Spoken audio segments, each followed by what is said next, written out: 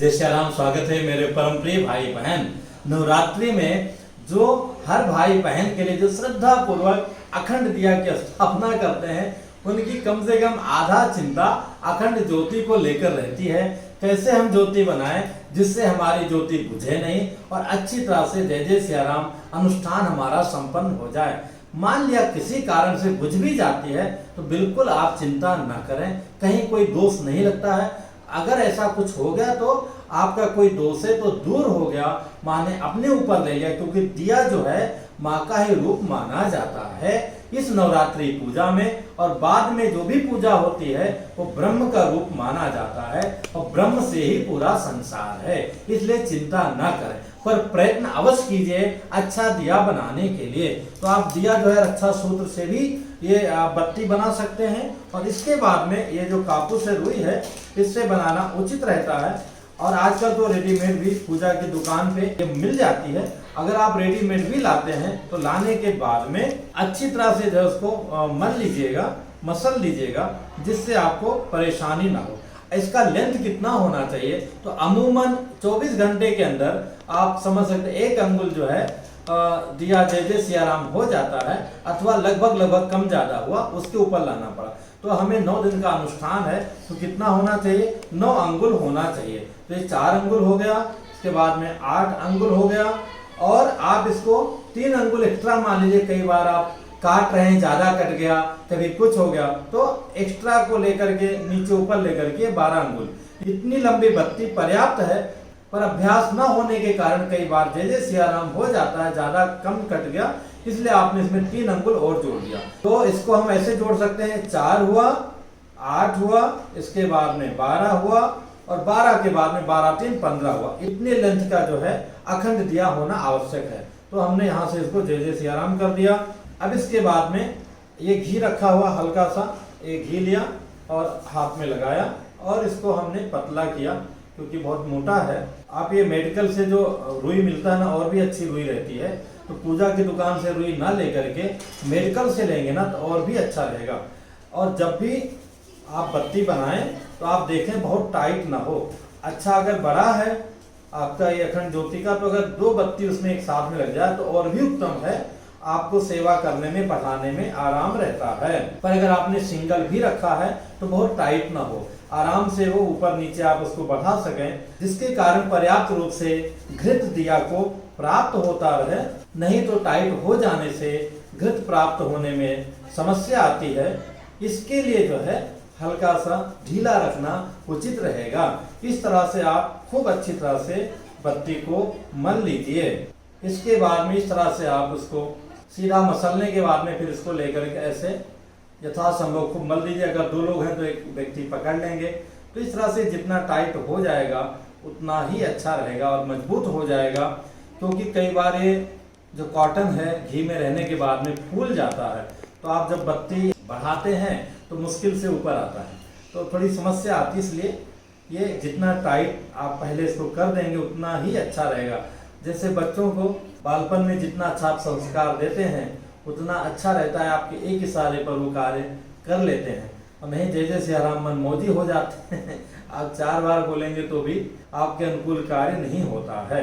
इसी प्रकार से जो बत्ती है शुरू में हड़बड़ाहट मत करें, ये आप 2 दिन पहले भी बना करके रख सकते हैं, कहीं कोई दोष नहीं है।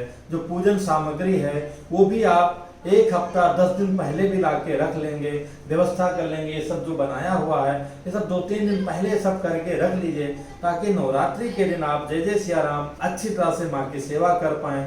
और मैं बार बार कहता हूँ कि हमें 1 दिन पहले ही पूरी तैयारी कर लेनी चाहिए। सेकेंड, आपने इस तरह से स्ट्रेच किया। इसके बाद में एक थोड़ा सा घी लिया आपने उंगली में, ऐसे हाथ में लगाया और लगाने के बाद में यहाँ पुनः एक फाइनल जो है इसको ऐसा मसल दिया, जिससे ये अच्छी तरह से बिल्कुल रच बस जाएगा, जिसके कारण अच्छी तरह से नवरात्रि पर्यंत क्या उसके बाद भी जो है ये बत्ती महारानी आपका पूरा साथ दे पाएंगी, बिना रुके, बिना झुके, बिना टूटे।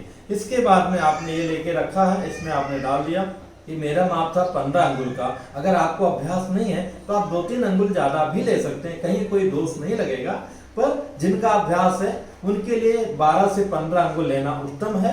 लेकिन जिनका अभ्यास नहीं है अथवा थोड़ा दुविधा मन में है तो 15 अंगुल की जगह 20 अंगुल भी 21 अंगुल तक ले लेंगे, उससे अधिक लेने की कोई आवश्यकता नहीं है। अब ये टाइट हो गया। अब जो है ये छेदा है, छेदा में हमने यहाँ डाल दिया और डालने के बाद में धीरे धीरे जय जय सिया राम, ये देखें आप आराम से इसमें ऊपर नीचे कभी भी आप कर सकते हैं।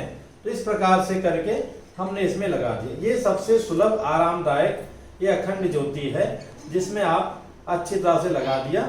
और कैसे हम दिया बनाएं, कैसे इसको बढ़ाएं, ये भी हम जो है आपको बताएंगे। बहुत आराम है, कोई चिंता की बात नहीं। मैं आगे मैं पूरा बताऊंगा कि कैसे आपको दिया बढ़ाना है या इसमें घी डालना है तो आप कैसे प्रयोग कर पाएंगे। अगर आप मिट्टी का दीपक जला रहे हैं, बना रहे हैं, तो उसमें भी सेम प्रोसेस रहेगा। उसकी बत्ती थोड़ी मोटी रहेगी तो भी उत्तम रहेगा। वहां भी जो है आप ऐसे बत्ती लेकर के और जैसे आपने उस प्रोसेस को किया है ऐसे यहाँ भी करना उचित रहेगा। आजकल तो लालटेन मिलता नहीं है, अगर मिलता तो मैं कहता आप लालटेन ले आइए और लालटेन में ही जय जय सिया राम घी भर करके और माँ के आगे वही रख दीजिए। तो यहाँ पर भी अगर आप अखंड ज्योति ये मिट्टी के दिया में जलाना चाहते हैं, जो कि पारंपरिक रूप से बहुत उत्तम माना गया है, पर यही होता है कि पंखा वगैरह चलाने में दिक्कत होती है। जिनके घरों में एसी है तो जय जय सिया राम उनके लिए तो सुविधाजनक है। तो इसको और भी जैसे हमने बताया था मजबूत बना करके लगा करके इसमें भी आप जला सकते हैं। पर ये इसका जो लेंथ है उसमें जैसे कि 15 अंगुल था तो इसका जो है कम से कम 25 अंगुल कर दीजिएगा। चूंकि ये बाहर रहता है तो ये थोड़ा ज़्यादा जलता है, ज़्यादा घी वगैरह ग्रहण करता है। तो इसको भी आप उसी तरह से जब मसलेंगे बनाएंगे तो ये भी नियंत्रण में आ जाएगा जैसा कि हमने उस बत्ती में किया था। स्वयं आप देखेंगे पहले कैसा खुला हुआ था और जब इसको हमने प्रयत्न किया तो जाकर के बत्ती के आकार में अच्छी तरह से लगभग आ चुका है। चूँकि इसका हमें जलाना नहीं है, केवल आपको बताना है, इसलिए हम इसको 70% ही सही करके और इसमें रख रहे हैं ताकि आप जान सकें, देख सकें।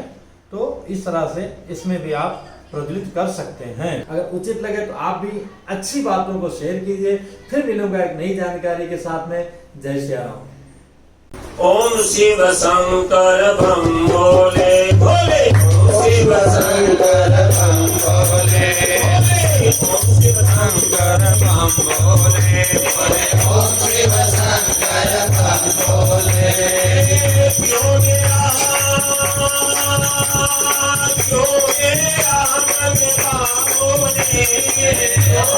राम बोले,